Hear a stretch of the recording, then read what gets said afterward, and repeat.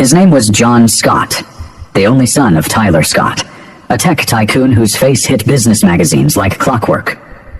John grew up inside a life most kids only saw on reels: jets, chefs, summers on islands where people whispered when he walked by.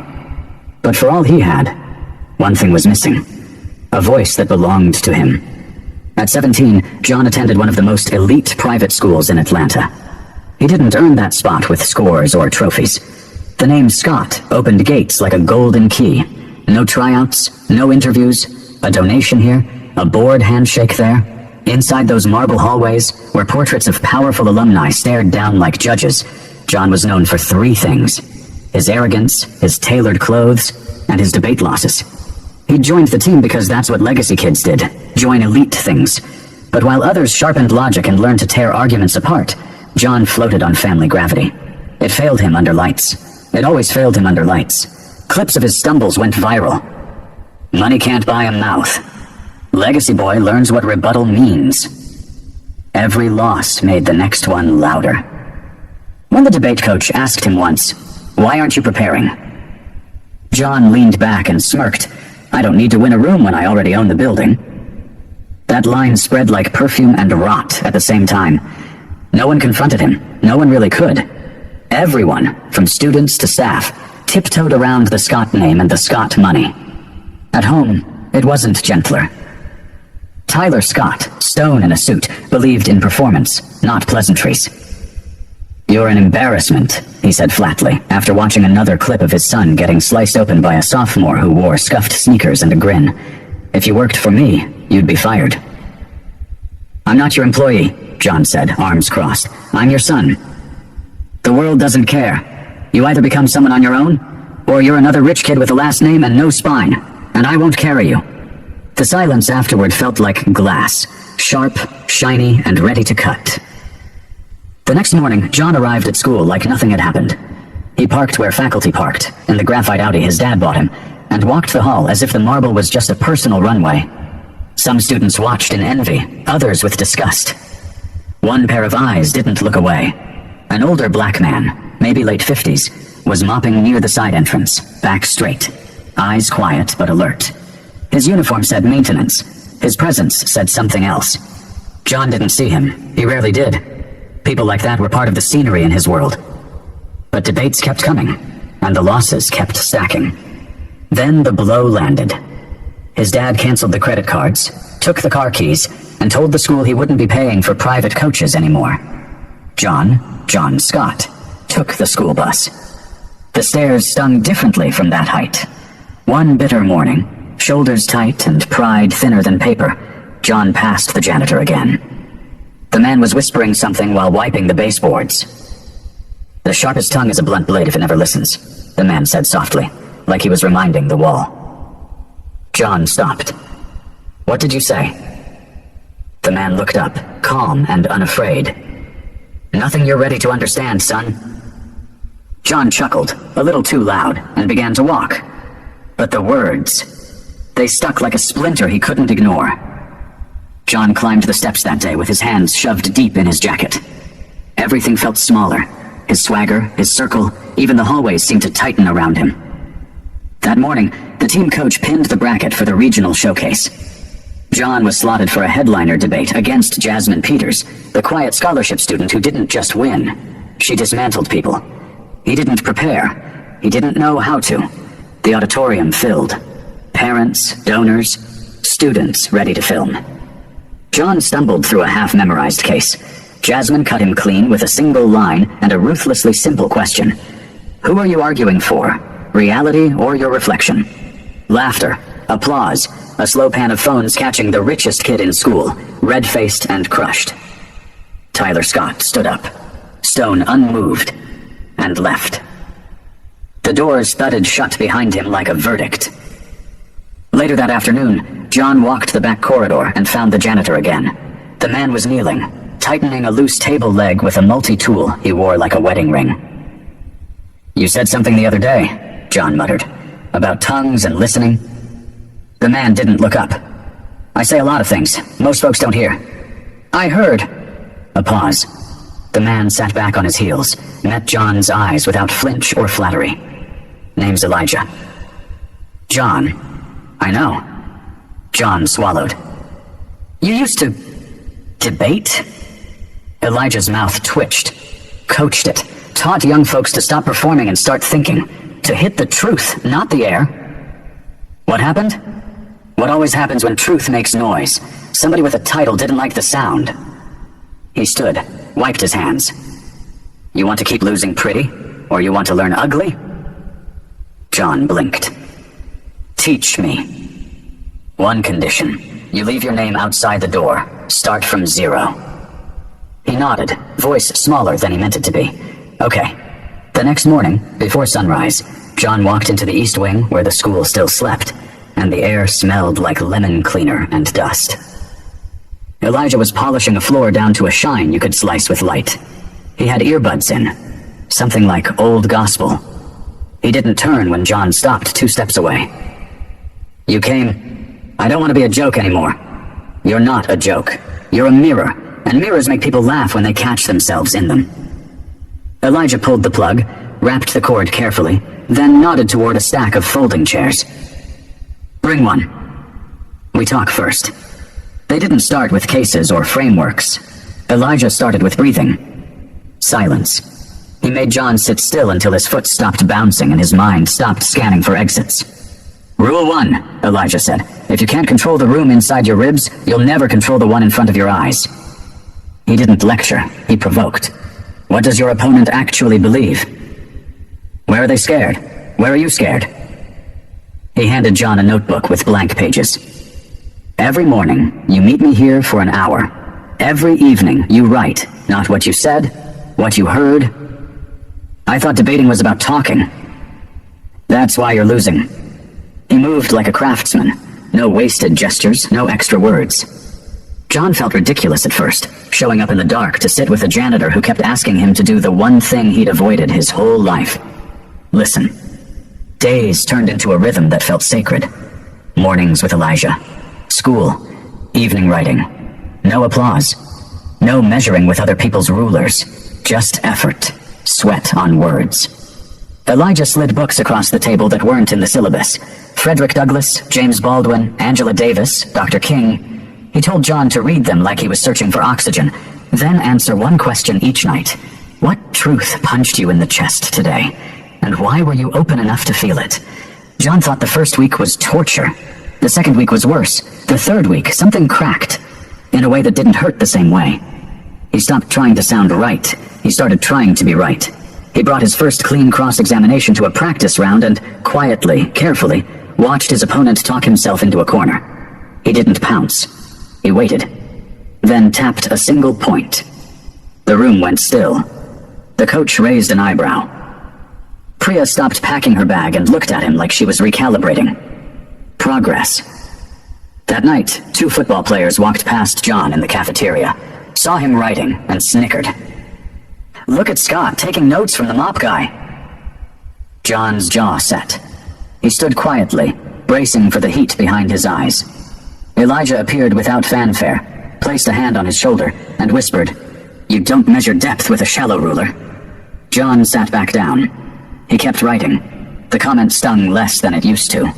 The page mattered more. Then came the text from his father. Last warning. Turn this around or you're out. No trust fund, no apartment, nothing. For the first time, John didn't feel afraid. He felt ready. Fear had been loud for a long time. Listening had made it quieter. Friday arrived with the static buzz of end-of-term announcements. Seniors talking about colleges, counselors about essays, teachers about signatures. John threaded through it carrying a folder. Revised cases, handwritten question lists, and the outline for a piece he titled, "The Courage to Listen." He saw his father waiting at the office window in a slate suit, checking a phone like it was misbehaving. "You're late," Tyler muttered. "Let's get this over with." The coach slid a sheet across the table. Notes about John's improvement. Not perfect, not a miracle, but real. Poise under pressure, tightened logic, a new steadiness. Tyler snapped the folder shut. "This is what you call progress?" "I'm trying." "With who?" "The coach says he hasn't had extra sessions with you." John's fingers tightened on the chair. He didn't want to expose Elijah. he also didn't want to keep pretending with Elijah, the janitor. Silence, then a dry, humorless laugh. You're kidding. He coached before. He knows. He mops floors now, that's all that matters. He's taught me more than anyone else. He taught me to think. Tyler took one step, then another, lowering his voice until the words were a blade. You're embarrassing this family. You're wasting time with people who can't do anything for you. He sees me. You never did. Keep going down this road and you lose everything. Car, money, name. John felt something on his tongue that tasted like salt and truth. Maybe I need to lose it all to find me. Tyler stared at him like he didn't recognize the kid in front of him. Then he turned and left. The next week, school felt different. John did too. He listened in class. He asked questions that weren't rehearsed. He paused before he spoke. The whispers shifted from ridicule to confusion. That afternoon, John arrived with 2 coffees. I looked you up, Elijah. Elijah's jaw tightened. You Googled a man who taught you to listen? John winced. You're right. I should have asked. So, I'm asking. Elijah studied him, then nodded at the folding chair. Sit. If you're going to carry my story, carry it with respect. Before the mop and the name tag, Elijah Thompson built voices. He'd grown up with a stutter, learning that if you listen long enough, words arrive on their own.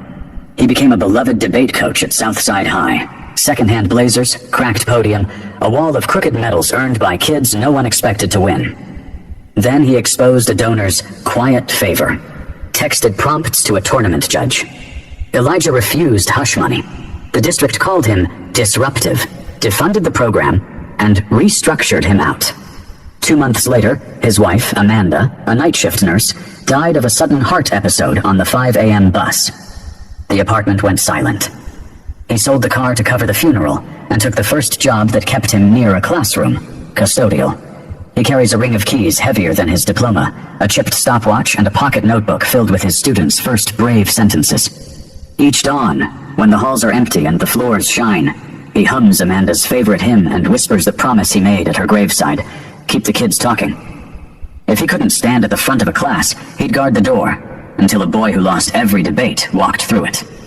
Elijah thumbed a chipped stopwatch, the corners of his mouth softening. That's yesterday. Today we work. Rule 1 stays the same. Listen until the truth shows you where to press.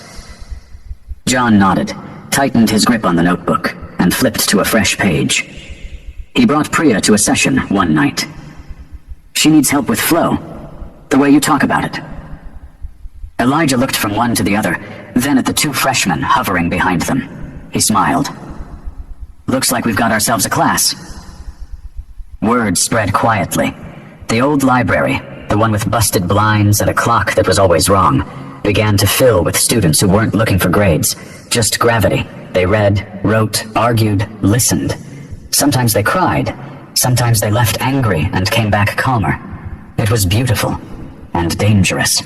One afternoon, Elijah was called into the office. Mr. Thompson, the assistant principal said in a tone meant for HR memos, we've received concerns. Parents want to know why their children are spending time with janitorial staff after hours. I'm teaching them, Elijah said simply. You are not a certified instructor here. It's not in your job description. Elijah's gaze didn't move. Neither is saving kids nobody else sees. But we do what's needed, don't we? The assistant principal didn't answer. Elijah knew what was coming. John found out the next morning. They told you to stop? Yes. That's insane. You're helping. That's why they're nervous, Elijah said. Systems don't usually attack what's broken. They attack what's working. I'll tell my dad. I'll go to the board. I'll go public. Not yet, Elijah said, firm.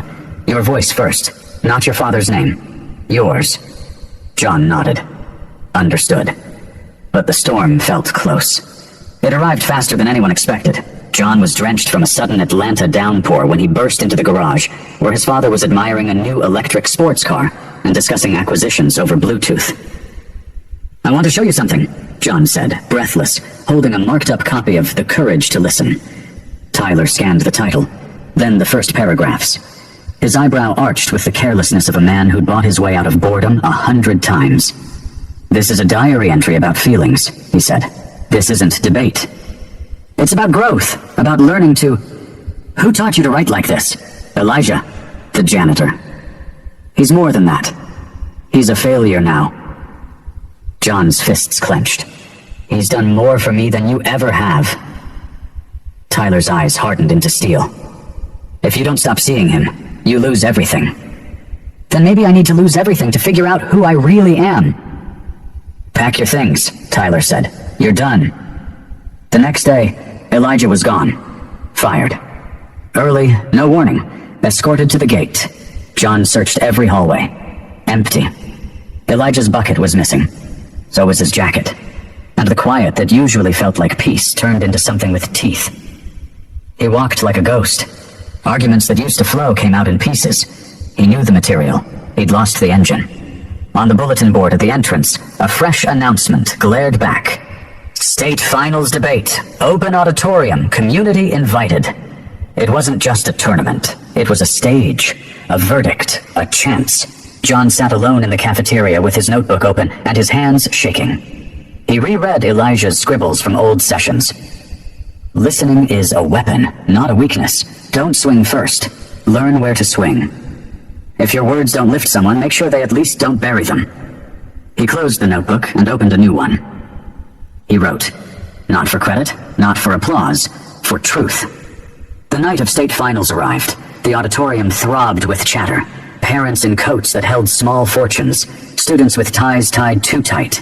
Donors whose fingers clicked pens like metronomes. College reps with thin smiles and thick folders. John stood behind the curtain in a plain navy shirt and dark jeans. No designer belt. No name tag. Just a steady breath and a memory that wouldn't leave. Elijah leaning on a mop handle saying, "Wait, listen, then strike where it counts." "Scott," the coach whispered, "you're up second on the affirmative." John nodded. He didn't warm up with tongue twisters. He didn't pace. He pressed his palm into his chest, counted the rhythm there, and felt something settle that used to shake. He stepped out into the light. The moderator announced the motion. It was sharp and messy, purposefully framed to trigger moral shortcuts. John's opponent, a polished senior from a powerhouse school, opened strong. Facts layered over figures, delivered with a confidence that smelled like trophies. John didn't rush. He took notes. He listened. Cross-examination started. His opponent smiled the way people smile when they think you're an easy win. "Your premise assumes efficiency equals morality," John said quietly. "When did we decide speed was a virtue?" A ripple ran through the crowd. His opponent blinked. John walked him, question by question, to the edge of his own claim. He didn't hammer. He made space. He let silence do the physics of thought. Then he tapped the joint, the small place where it all turned. "So you agree," John finished, voice steady, "that if a system is efficient at the wrong thing, the faster it runs, the more damage it causes?" His opponent started to answer, stalled, then tried to pivot. John smiled politely and let the pivot show itself. In rebuttal, John did something he'd never done before. He gave credit. "My opponent makes 3 strong points. Here's what they miss." He met the audience where they were, then walked them where they needed to go. When the bell rang, the room, this room, applauded him. Not the last name, the argument. The final round went the same way, not flashy, precise. He didn't try to own the room. He tried to serve it something honest. When the scores posted, Crestwood on top, phones came up, but this time the captions changed. He listened, then he landed it. "Scott? Different. Who's training this kid?" Backstage, the coach squeezed his shoulder. Priya hugged him, quick and tight. John scanned the crowd for a face he knew wouldn't be allowed inside. At the back, near the exit sign, he caught a pair of eyes glinting like a secret. Elijah, not in a uniform, in a plain button-down, standing, watching, nodding once like a craftsman watching a table hold a family without wobbling. By morning, clips of John's rounds were everywhere. The headline that traveled faster than any press release from Scott Tech: "Billionaire's son credits janitor for debate turnaround." Reporters called. Alumni texted. Students whispered loud enough to be heard. At the assembly the following week, an auditorium packed with families and local press, Crestwood's head of school stood behind a podium, praising character, scholarship, our continued excellence in discourse. John walked on stage when his name was called. He didn't bring a trophy. He brought the notebook Elijah gave him, dog-eared and scarred with ink. "My name is John Scott," he began. A murmur. Everyone knew. "You know me as the kid who couldn't win a debate, who thought a last name could do what work couldn't." He let that sit. He didn't rush to fill it. "I didn't turn things around because I found the right points. I found the right person. He wasn't on the payroll for this. He wasn't an official mentor. He had no office, just a cart, a mop, and a mind that could cut lies to the root." He lifted the notebook. "He taught me the one secret nobody bothered to teach because it doesn't look good on a college application. Listen first. Not pretend listen. Listen to understand. Listen long enough that the argument shows you where it's weak, then fix it or finish it. But start with humility." He scanned the crowd, breath easy. "His name is Elijah Thompson. You walk past him every day. You don't see him. But he saw me." The air changed. Heads turned instinctively toward the back. A few people spotted Elijah near the door. He didn't wave. He just stood there with his hands clasped, as if holding on to something that didn't belong to him anymore. "Systems don't love what works when it doesn't wear the right badge," John said. "Elijah lost his job for helping us become who we're supposed to be." A stir. A tug of discomfort down the rows where donors sat. "I'm not here to impress you," John said softer. "I'm here to honor him." The first clap sounded like defiance, the second like agreement. Then the room rose, rising with it the kind of sound that makes people cry and clap at the same time. Elijah blinked once, slow. He didn't cry. He just nodded again, the way you nod at a table you built when it holds more than plates. It holds a family. Doors opened for Elijah after that. Not because someone wrote a recommendation, but because truth made room where politics had tried to block it. A local college invited him to speak. Then another. Then a school downtown asked him to coach a small debate team with big lungs and bigger hearts. John passed his classes. Not with pity, with purpose. He turned down an Ivy League route and picked a college known for activism and community law. "Why?" a reporter asked. "Because I don't want to perform the truth," John said. "I want to practice it." The sun stood hot over Atlanta the day John climbed the steps to a modest duplex with a manila envelope in his hand. He knocked. Elijah opened the door in a plain sweater and that same quiet alertness. "You didn't have to come all the way out here," Elijah said. "I did," John answered, handing him the envelope. Inside, photo clippings, a copy of his admission letter, and a handwritten proposal with coffee stains at the edges. "I want to start something," John said, "a place where kids learn what you taught me. Not how to win arguments, how to win people, how to hear, how to build a spine that bends but doesn't break. A community lab for speech, listening, justice. I want to call it the Thompson Institute." Elijah read the letter, then looked up. Tears didn't fall. They gathered. He cleared his throat. "Why me? Because everything I am now began with you. Only if we do it together. Always." Months later, the Thompson Institute opened inside a repurposed community center with flickering lights and a fresh coat of hope. There were circles instead of rows, open notebooks instead of filmed mistakes, a bulletin board with quotes not from presidents but from kids who'd learned how to say what they really meant. Elijah taught again. Chalk on hands, patience in posture, questions for days. John ran programs, but never stopped showing up with a notebook of his own. He sat in the back sometimes and watched a 6th grader dismantle a bad idea with a good heart. He watched a 9th grader choose not to humiliate an opponent when she knew she could. The city noticed. A council member stopped by and stayed longer than scheduled. A journalist did a feature that made people message from states away asking for a toolkit. Awards followed, the kind that come with heavy glass and names etched in cursive. But the real rewards came without cameras.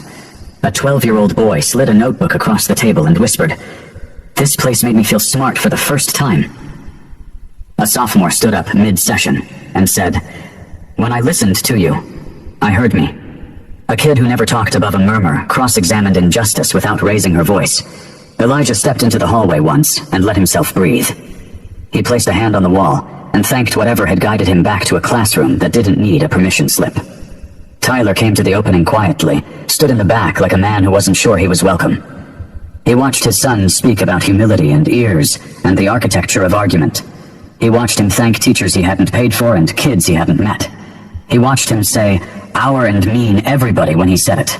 After the event, they stood outside near the cracked curb and a storm drain that sang when trucks passed. "I didn't expect to cry," Tyler said. "I didn't expect to forgive you," John answered. They hugged, not father and heir, man to man. Years passed.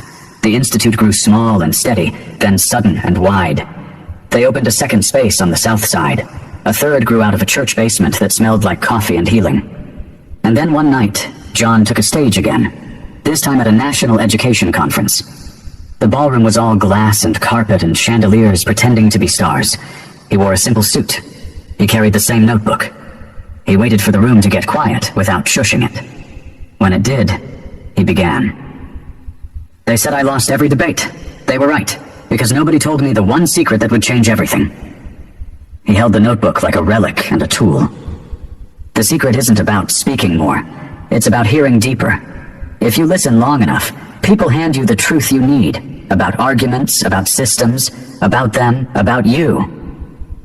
He scanned the crowd. Greatness doesn't come from dominating rooms.